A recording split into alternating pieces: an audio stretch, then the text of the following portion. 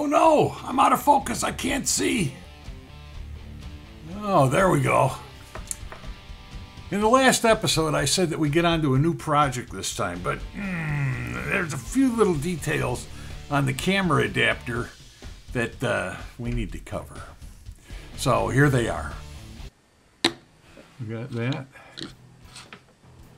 And we have this. Now, I've already put the foam in here. Here and here. Pretty simple. It's just self-adhesive peel and stick foam put in place. But then it got time for the screws to hold the two pieces together. And there came a problem. I got these, and I thought maybe I could work these like wood screw holes, but nah, it stinks. So I picked up some of these, and some of these flat washers, and some wing nuts. Yeah, that's the way to go. I thought about this and I said, well, I really wanted to put a number 4 screw through the hole and then put a nut on the back, you know. But my local supplier of hardware, namely Home Depot, doesn't have any number 4 hardware. The best I could do was number 6. And I was able to find a number 6 screw. It's 1.5 inches long, whoop, which is more than enough to go through. And I found as I say, the number 6 wing nut and the number 6 washer. As a matter of fact, I have that hardware right here. And I thought to myself, and I said, this is plastic. And maybe, seeing as this is 0.125, this outside diameter is 0.136. Its pilot hole would be like a 129 or a 130 when you go making a tap. So this is 125. I need to go to 1/5 thousandths of an inch. And I think this screw is strong enough to cut its own threads into ABS plastic. So that's exactly what we'll do. Just a manual operation. A lot of twisting. We'll get out a screwdriver. And we'll get out a screwdriver tip. Good one. Here we go. Get out the right screwdriver tip. And we begin to thread the plastic.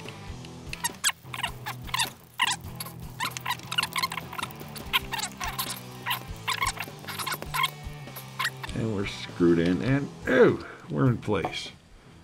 So now we got a stud. Now all we got to do is do that again.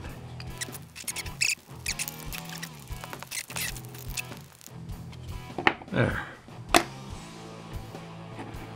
Now that we have the studs in here, they're nice and solid. Ain't going anywhere. Put that on there. Take a couple flat washers, put them on. Okay. And then put some wing nuts on that.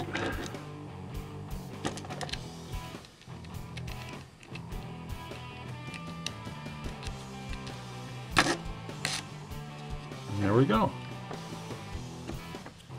And it holds it together. It's beautiful. Don't have to tighten these real tight. You know, you can see. Now we get our movement and alignment. We'll just kind of set it roughly in place. Like that. And let's see how it looks with the camera. Let's get a camera here. Let's close that up. And take this thing. Place it in here. The foam centers it perfectly, and it's in. Okay. Now we've changed our view a little bit, and here's our microscope. This is my my diffuser, so I get soft light. because I was using the microscope light to light everything. We'll take that off of there because we're going to be dealing with this microscope right now. All right, let's see. Bring our light down a bit. When I had measured this out, I made it just a tiny bit too big for this, for the objective here, if you can see. And if you can see, let me kill the light on this. I've put some tape on the top, on the bottom here, and on the top. This is a cloth tape. This is gaffer's tape. It's, you know, I don't know how thick it is, but it's used in the movie industry to hold things down temporarily. So I put some gaffer's tape on there. It has a nice cloth finish, and 2 pieces makes up the difference in the diameter. So I can take this and I can slip her on the objective.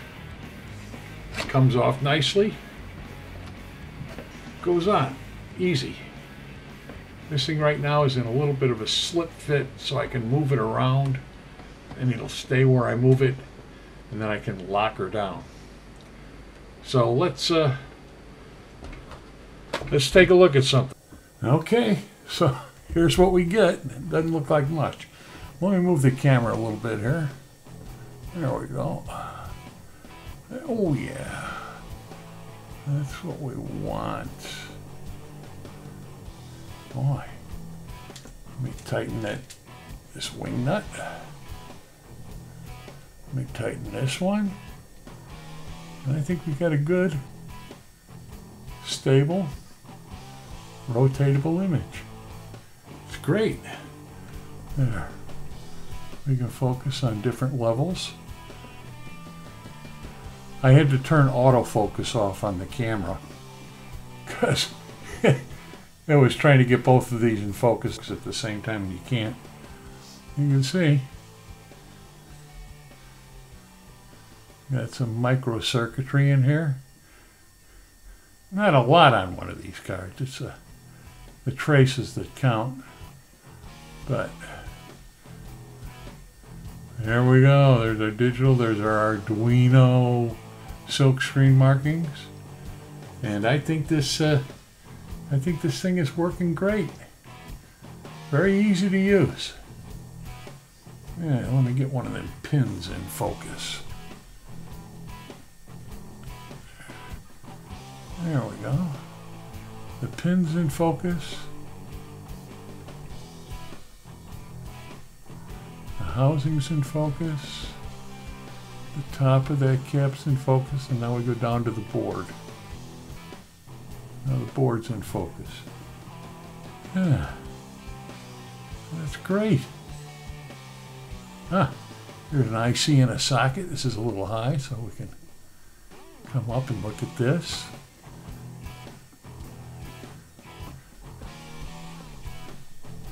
Depth of field on a microscope is not the greatest.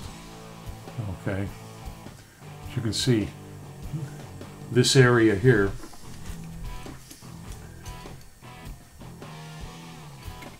the area here that I'm dealing with, that's lower, that's in focus. I put this area here in focus. Okay, we're in focus. Now this will be out of focus, but this is great. Very stable. Good stuff. So that's how this is going to work. I'm going to be able to get my micro soldering done better and be able to share me doing that stuff right here on YouTube. Oh, Amtel who? Amtel Mega 16U2. See? I wouldn't even be able to see that. I'm sure some young folks can probably see this stuff. I could when I was a youngster too, but not when you're pushing 70.